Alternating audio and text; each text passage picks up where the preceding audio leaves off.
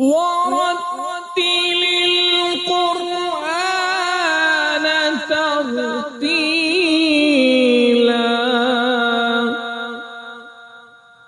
محترم، یاد رکھیے ایک اصول ہے، جو بھی قومیں اپنی تاریخ کو بنا دیتی ہیں، ماضی کو بلا دیتی ہیں، ان قوموں کا کبھی بھی مستقبل نہیں ہوتا۔ اس لیے ضروری ہے مستقبل میں ترقی کرنے کے لیے، آگے بڑھنے کے لیے، کہ انسان ہمیشہ اپنے ماضی کو یاد رکھے، اس میں جو خوبیاں تھیں ان کو اپنی زندگی میں لازم کرے، اور ماضی میں جو کمی اور کوتاہی انجانے یا جانے میں آ گئی ان کو اپنی زندگی سے ختم کر دیا جائے، تو یہی انسان کے بہتر مستقبل کی نوید مسرت کی علامت ہے۔ حضرات ذیوقار، لوگوں کے لیے شاید آگے بڑھنے میں، نئی نئی چیزوں میں ترقی ہوگی، لیکن ایک مسلمان کی ترقی کے لیے 1450 سال ماضی میں جھانکنا ضروری ہے۔ جب تک ہم ماضی کی تاریخ میں 1450 سال پیچھے کی طرف نہیں جاتے تو سمجھ لیجئے ہم مستقبل کی بہتری کی طرف قدم نہیں اٹھا سکتے۔ وہ 1450 سال پہلے پیارے پیغمبر جناب محمد پاک صلی اللہ علیہ وآلہ وسلم کی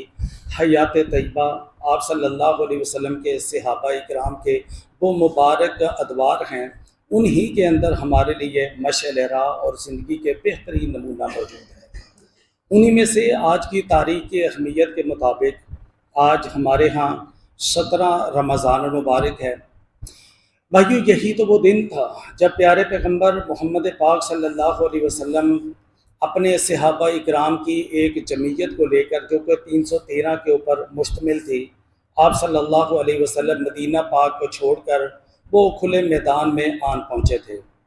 اگرچہ جب یہ مدینہ پاک سے نکل رہے تھے ان کا ارادہ جنگ نہیں تھا، نہ اس حساب سے کوئی تیاری تھی ان کی کہ ہم لڑنے کے لیے جا رہے ہیں۔ شاید لڑنے کے لیے بندہ گھر سے نکلتا تو پوری اس کی تیاری کے ساتھ نکلتا ہے، لیکن یہ 313 کو جنگ کے ارادے سے مدینہ سے نہیں نکلے تھے، لیکن آج نکل آئے تھے۔ تو نکلنے کے بعد میدان بدر کے اندر کفار سے ایک عظیم ترین معرکہ ہوا۔ یاد رکھیے، یہ اسلامی تاریخ کا پہلا بہت بڑا معرکہ اور فیصلہ کن معرکہ تھا۔ اس کی وجہ یہ ہے کہ اس سے پہلے چھوٹے چھوٹے معرکے متعدد ہو چکے تھے، لیکن کوئی بہت بڑی جنگ آج تک اسلام کی نہیں ہوئی تھی۔ آج اسلام کی عمر تقریباً 15 سال مکمل ہو رہی تھی۔ تو نبی پاک صلی اللہ علیہ وسلم کی تقریباً 13 سال مکی زندگی، اور آج 2 سال آپ صلی اللہ علیہ وسلم کو مدینہ رسول میں آئے ہوئے گزر چکے تھے۔ تو تقریباً 15 سال اسلام کی عمر اور 313 مجاہدین کے ساتھ اللہ کے رسول صلی اللہ علیہ وسلم میدان کارزار میں اترے۔ تو اللہ سبحانہ و تعالیٰ نے اسی کو اپنے قرآن کی جگہ دیتے ہوئے سورۃ الانفال پارہ نمبر 9 کے آخر سے شروع ہو کر پارہ نمبر 10 کے شروع کے اندر تقریباً 75 آیات کے اوپر مشتمل یہ عظیم ترین سورہ مبارکہ اللہ سبحانہ و تعالیٰ نے نازل فرمائی۔ اس جنگ کے جو ماضی کے جتنے بھی ہمیں وہ اسباب نظر آ رہے تھے، وہ تمام تر اس سورہ مبارکہ کے اندر اللہ سبحانہ و تعالیٰ نے بیان فرما دیے کہ یہ جنگ کیوں ہوئی، اس جنگ کے مقاصد کیا تھے، اور پھر اس کے نتائج کیا نکلنے والے تھے، وہ بھی تمام تر اس سورہ مبارکہ میں اللہ سبحانہ و تعالیٰ نے نازل فرمائے۔ یہی وجہ ہے اس سورہ مبارکہ کو قرآن حکیم میں اگرچہ جو ہم پڑھ رہے ہیں اس میں سورۃ الانفال لکھا ہے، لیکن جب ہم اس کی تشریح اور تفسیر کی طرف جائیں گے، اسی سورہ مبارکہ کو سورۃ الانفال بھی کہا جاتا ہے، اور اس سورت کا نام سورہ بدر بھی ہے، چونکہ جنگ بدر کے اہم ترین تمام تر اخبار اور واقعات اسی سورہ مبارکہ میں موجود ہیں۔ پھر اسی بدر کو یوم الفرقان کہا جاتا ہے، فیصلے کا دن، کہ اللہ سبحانہ و تعالیٰ نے آج کفار کی بہت بڑا جو ان کے اندر اپنے کفر کی وجہ سے، اپنی طاقت کی وجہ سے اسلام کو مٹانے کے لیے جو بھی ان کے اندر موجود تھا وہ سارا کچھ لا کر آج اس میدان میں کھڑا کر دیا تھا۔ اسلام کا سب سے بڑا دشمن ابو جہل باقاعدہ ان کی کمان کر رہا تھا، اور ادھر سے محمد کریم صلی اللہ علیہ وسلم نے 313 افراد کے ساتھ میدان میں تھے۔ چند ایک ان کے پاس جنگ کے اعتبار سے سواریاں بھی موجود تھیں، اسلحہ بھی موجود تھا، لیکن چند ایک کے پاس، اور باقی سارے ویسے ہی تھے۔ اگر ہم ان کی حالت کو دیکھیں تو اگر کسی کے پاس تلوار تھی لڑنے کے لیے، لیکن اپنے دفاع کے لیے جسم کے اوپر اس نے زرہ نہیں پہنی تھی، اور دشمن کا وار روکنے کے لیے اس کے ہاتھ میں ڈھال تک موجود نہ تھی، اور دشمن کے پیچھے بھاگنے کے لیے اس کے پاس گھوڑے کی صورت میں کوئی سواری تک موجود نہ تھی، تو ایسے احوال کے اندر میدان میں اترنا اور اس وقت کی ایک عظیم ترین طاقت مکہ سے جو آج مدینے والوں کو مٹانے کے لیے آئی تھی، اس سے ٹکرانا، ہمیں یہ سبق دکھتا ہے کہ واقعتاً وہ یوم الفرقان تھا، وہ انتہائی اہم ترین فیصلے کا دن تھا، جو آج 17 رمضان مبارک کی تاریخ کو تاریخ اسلام کے اندر اور تاریخ دنیا کے اندر باقاعدہ طور پہ رونما ہوا۔ اب اس میں کیا تھا؟ اب خلاصتاً وہ بات کو سمجھیے، اسی سورہ مبارکہ کے اندر آپ اس کی تلاوت کریں، وہ تفصیل ساری اس کے اندر موجود ہے، لیکن اس کے اندر بنیادی چیز کیا؟ سب سے پہلے تو 5 صفات اپنے اندر پیدا کرنی ہوں گی میدان میں اترنے کے لیے، کفر سے کسی بھی میدان میں ٹکرانے کے لیے، اسلام کے غلبہ کے لیے۔ یہ 5 صفات بندے کے اندر موجود ہونی چاہیے، جو اللہ سبحانہ و تعالیٰ نے اسی سورہ مبارکہ میں نازل فرمائی۔ تو اللہ سبحانہ و تعالیٰ ارشاد فرماتے ہیں انما المؤمنون الذین اذا ذکر اللہ وجلت قلوبہم، پہلی صفت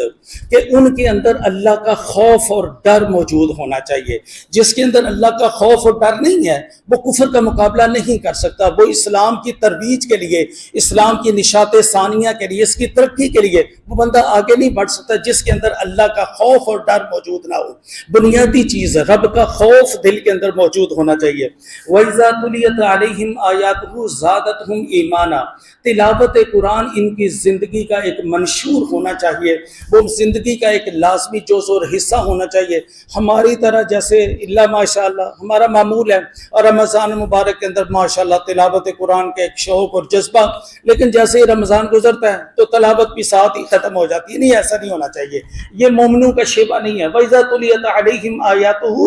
زَادَتْهُمْ ایمانا، اس تلاوت کے ساتھ ایمان میں کے اندر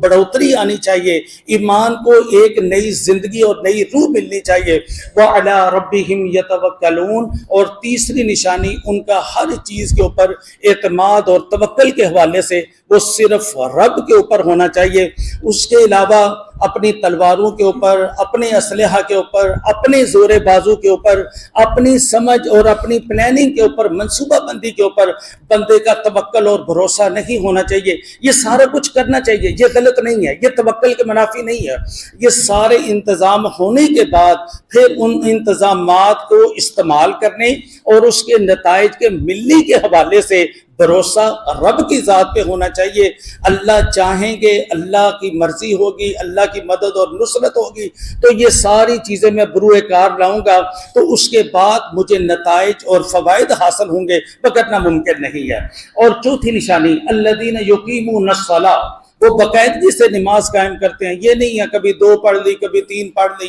اچھا جیسے چاہی اسی انداز سے پڑھ لی، کبھی نانی کا طریقہ، کبھی دادی کا طریقہ، کبھی امام مسجد کا طریقہ، کبھی خطیب کا، اپنے اپنے انداز سے نہیں۔ الذین یقیمون الصلاۃ، وہ نماز کو قائم کرتے ہیں۔ مطلب کیا؟ جو اللہ نے نازل کی نماز کا طریقہ، پیارے پیغمبر جناب محمد پاک صلی اللہ علیہ وسلم نے جو نمازیں، جو نمازوں کے طریقے، جو نمازوں کے اوقات، ادائیگی کے انداز اپنی امت کو سکھلا دیے، بتلا دیے، یقیمون الصلاۃ کے اندر یہ ساری چیزیں موجود ہیں۔ چوتھی نشانی ان کی یہ ہے کہ وہ پابندی سے صحیح طریقے سے نماز کی ادائیگی کا اہتمام کرتے ہیں۔ اور 5ویں صفت ان کی وَمِمَّا رَزَقْنَاهُمْ يُنْفِقُونَ، اور وہ اللہ کے دیے ہوئے میں سے خرچ کرتے ہیں۔ یہ خرچ کرنا، اس کو ظاہری معنی کے اعتبار سے مال کے اوپر بھی لیا جا سکتا ہے۔ اگر کسی کے پاس علم ہے تو وہ علم کو خرچ کرے، اگر کسی کے پاس عمل ہے تو وہ عمل کے اظہار کے طور پر لوگوں کے لیے اس کے عمل کرنے کا باعث اور سبب بنے۔ جو بھی بندے کے پاس چیز موجود ہے، علم ہے، وقت ہے، مال ہے، اس کو اللہ کے راستے میں خرچ کرنا۔ اگر یہ سب کچھ نہیں ہے، اگر اولاد ہے تو اولاد کو دین کے لیے وقف کرنا، تو یہ تمام تر چیزیں وَمِمَّا رَزَقْنَاهُمْ يُنْفِقُونَ کے اندر موجود ہیں۔ اگر یہ 5 چیزیں بندے کر لیں گے تو اللہ کیا فرماتے ہیں ان کے بعد اگلی آیت کے اندر اولئک هم المؤمنون حقا، یہ لوگ سچے مومن ہیں۔ یہ مومنین کی نشانیاں بیان کرنے کے بعد اللہ فرماتے ہیں یہی سچے مومن ہیں، ان کے لیے بہترین درجات، بخشش اور عزت کی روزی ہے۔ حضرات اگر یہ 5 صفات اپنے اندر پیدا کر لیں، پھر اس کے بعد اسی سورہ مبارکہ کے اندر اللہ سبحانہ وتعالی نے 6 مرتبہ ایمان والوں کو مخاطب کیا، یا ایھا الذین آمنوا، یا ایھا الذین آمنوا، یا ایھا الذین آمنوا۔ حضرات صحابہ کرام مفسرین بیان کرتے ہیں جب بھی قرآن حکیم کے اندر یہ لفظ آتے نا کسی جگہ پر کہ یا ایھا الذین آمنوا، کہتے ہیں ہمارے کان کھڑے ہو جاتے ہیں، ہم اپنے آپ کو اس سے اگلے الفاظ پڑھنے اور سننے کے لیے انتہائی زیادہ مستعد ہو جاتے تھے کہ اب اللہ کی طرف سے انتہائی اہم ترین پیغام آ رہا ہے جو اللہ نام لے کر مخاطب کر رہے ہیں، یا ایھا الذین آمنوا، اے ایمان والو۔ توجہ سے سنو اس کے بعد کیا ہو رہا ہے، تو وہ 6 مرتبہ یہاں پر اللہ سبحانہ وتعالی نے یا ایھا الذین آمنوا ایمان والوں کو مخاطب کیا، اور مخاطب کرنے کے بعد زندگی کے اصول بھی بتلا دیے، اخروی کامیابی بھی بتلا دی، جنگ اور جہاد کے بھی تمام تر اصول و ضوابط اللہ سبحانہ وتعالی نے ایمان والوں کو بتلا اور سکھلا دیے۔ تو حضرات ذی وقار یہ مختصر سا خلاصہ سورۃ الانفال کے ابتدائی حصے کا جو کہ اللہ سبحانہ وتعالی نے اس 17 رمضان مبارک سن 2 ہجری کے ہونے والے اہم ترین واقعے جنگ بدر، جو کہ آج کی تاریخ ہے، یوم بدر ہے، یوم الفرقان ہے، اور اس سورہ بدر کے اندر سورۃ الانفال کے اندر اللہ سبحانہ وتعالی نے ان کو بیان کیا، یہ اس کا خلاصہ ہے۔ تو آئیے ہم بھی یہ 5 خوبصورت صفات اپنے اندر پیدا کریں، اور ایمان والوں کو جو بار بار مخاطب کر کے تلقین کی جا رہی ہے، تعلیم دی جا رہی ہے، ہم اس کو اپنی زندگی کا لازمی جز بنائیں تاکہ ہماری یہ دنیا کی زندگی بھی بہتر ہو اللہ اور اس کے رسول کی مرضی کے مطابق، اور کل اخروی نجات بھی ہمارے لیے ممکن ہو۔ اللہ سبحانہ وتعالی ہمارا خاتمہ بالایمان فرمائے اور ہمیں جذبہ جہاد صحیح معنوں میں نصیب فرمائے، اور اس کے لیے اپنا کردار ادا کرنے کی توفیق عطا فرمائے۔ اقول قولی ھذا واستغفر اللہ لی ولکم والحمد للہ رب العالمین۔